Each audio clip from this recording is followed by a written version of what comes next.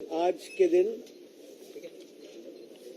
हम सब लोग भारतीय जनता पार्टी के लाखों कार्यकर्ता डॉक्टर श्यामा प्रसाद मुखर्जी जी को उनके बलिदान दिवस पर भावभीनी श्रद्धांजलि दे रहे हैं स्थान स्थान पर। मैं अपनी ओर से और अपने सभी कार्यकर्ताओं की तरफ से हमारे श्यामा प्रसाद मुखर्जी जी के बलिदान दिवस के अवसर पर उनको हम सब लोग याद भी करते हैं और उनको हम श्रद्धांजलि अर्पित करते हैं। हम सब जानते हैं कि भारत के महान राष्ट्रभक्त, शिक्षाविद, सांस्कृतिक राष्ट्रवाद के उद्योतक ऐसे हमारे डॉक्टर श्यामा प्रसाद मुखर्जी को काल ने 1953 में आज ही के दिन हमसे छीन लिया।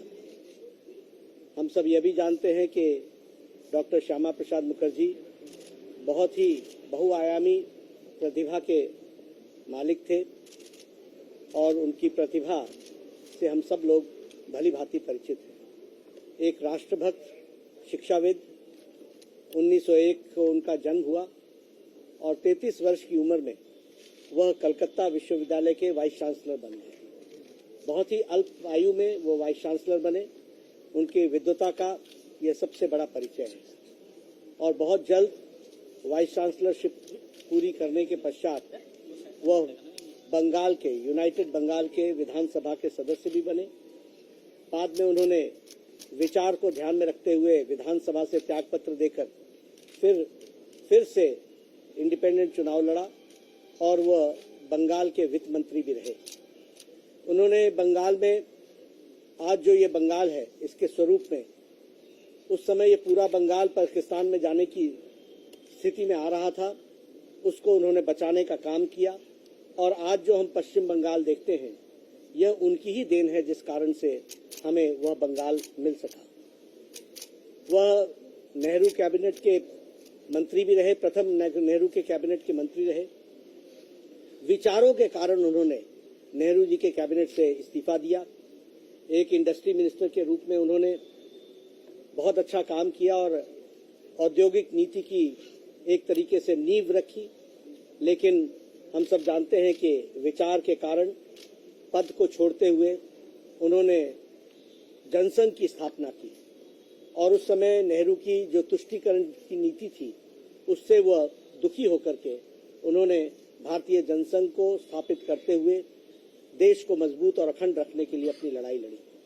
हम यह भी जानते हैं कि उन्होंने एक देश में दो निशान, दो विधान, दो प्रधान नहीं चलेंगे, इस नारे को पूरा करते हुए जम्मू कश्मीर में धारा 370 जो एक विशेष स्टेटस जम्मू कश्मीर को देता था, जिसका अपना भारत के साथ अपना संविधान भी था और झंडा भी था, उसके विरोध में उन्होंने एक आंदोलन शुरू किया। 11 मई 1953 को वह इस बात को लेकर के बिना परमिट लिए उन्होंने जम्मू कश्मीर के बॉर्डर को एंटर करने का प्रयास किया। वो अरेस्ट हुए, उन्होंने सत्याग्रह किया और वह आंदोलन 11 मई को उनको अरेस्ट कर लिया गया और श्रीनगर के जेल में रखा गया। वहां आज ही के दिन सुबह यानी 23 जून 1953 को बहुत ही संदेहास्पद स्थिति में उन्होंने अंतिम सांस ली और उनकी मृत्यु जेल के अंदर ही हो गई। उस समय आकाशवाणी, ऑल इंडिया रेडियो ने देर से खबर प्रसारित की और बहुत संदेहास्पद स्थिति में उनकी मौत हुई थी। उनकी पूज्य माता जी, उन्होंने यह डिमांड की थी कि इस मौत, ये मौत नेचुरल मौत नहीं है और इसके जांच होनी चाहिए। नेहरू से उन्होंने इस बात के लिए अपील भी की थी, चिट्ठी भी लिखी थी। मैं आज उसके कुछ उद्धरण आपके सामने पढ़ना चाहता हूँ।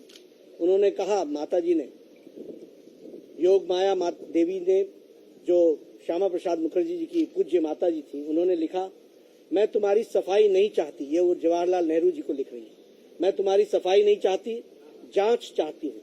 तुम्हारी दलीलें थोथी हैं और तुम सत्य का सामना करने से डरते हो। याद रखो, तुम्हें जनता और ईश्वर के सामने जवाब देना होगा। मैं अपने पुत्र की मृत्यु के लिए कश्मीर सरकार को जिम्मेदार समझती हूँ और उस पर आरोप लगाती हूँ कि उसने ही मेरे पुत्र की जान ली। मैं तुम्हारी सरकार पर यह आरोप लगाती हूँ कि इस मामले को छुपाने और उसमें साठगांठ करने का प्रयत्न किया गया है। यह उनकी पूज्य माताजी ने नेहरू जी को 1953 में चिट्ठी लिखी थी। आज भी करोड़ों कार्यकर्ता इस संदेहास्पद तरीके से जो उन्होंने अंतिम सांस लिया, यह हमारे कार्यकर्ताओं के सामने, करोड़ों कार्यकर्ताओं के सामने एक प्रश्नवाचक चिन्ह है, एक संदेह की स्थिति है। जवाहरलाल नेहरू जी ने इसका कोई जवाब नहीं दिया। यह अपने आप में बहुत से राज छुपाता है, लेकिन हमें इस बात का संतोष है कि आदरणीय प्रधानमंत्री जी के नेतृत्व में हमारे अमित भाई शाह जी के, गृह मंत्री जी के रणनीति ने धारा 370 को धाराशाही किया और आज जम्मू कश्मीर भारत का अभिन्न अंग बनकर धारा 370 समाप्त करके, स्पेशल स्टेटस समाप्त करके वह भारत का अभिन्न अंग बना है। और जिस बात के लिए श्यामा प्रसाद मुखर्जी जी ने अपना बलिदान दिया था, उसको हमारी सरकार ने, प्रधानमंत्री जी की इच्छा शक्ति ने और उनकी दृढ़ संकल्प ने उसको पूरा किया है। जिस बात के लिए जनसंघ और भारतीय जनता पार्टी जो हमेशा इस बात के लिए तत्पर रही है